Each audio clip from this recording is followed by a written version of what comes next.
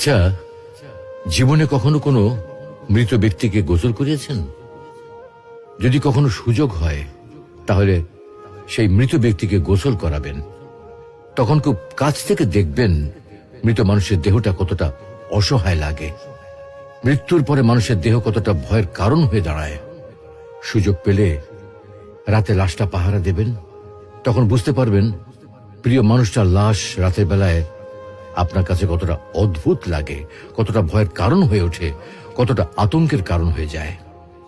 সুযোগ পেলে মৃত ব্যক্তির শরীরে একটু হাত লাগিয়ে কিছুক্ষণ তার স্পর্শ নেবেন।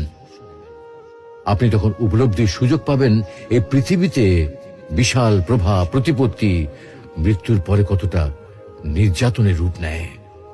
সুযোগ পেলে আপনজনদের লাশ কবরে নামাবেন খুব আগ্রহ নিয়ে। শেষবারের মতো মৃতদেহের মুখটি একবার দেখার চেষ্টা করবেন এবং বারবার উপলব্ধি করার চেষ্টা করবেন এই মৃতদের সাথে অনন্তকালের যাত্রার পথে এটাই আপনার জীবনের শেষ দেখা।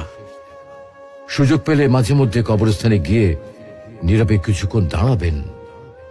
এরপর মনে মনে চিন্তা করবেন জীবনের লাভ ক্ষতির হিসাব। এই মৃত মানুষগুলো এই পৃথিবীতে কি করে গেছেন, কাদের রেখে গেছেন।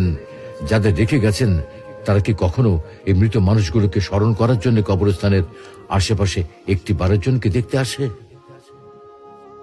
আমাদের জীবনটা বড় অদ্ভুত, বৈচিত্র্যময়।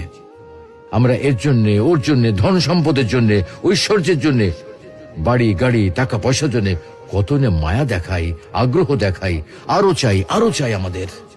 অথচ এই জীবনে আমরা মৃত্যুর কথা না ভেবে, পরকালের জবাবদিহির কথা না ভেবে কিভাবে আরো সম্পদ অর্জন করতে পারি সেই চিন্তায় বিভোর থাকি। হায় রে জীবন, এখনো সময় আছে, ফিরে আসুন মহান রবের দিকে।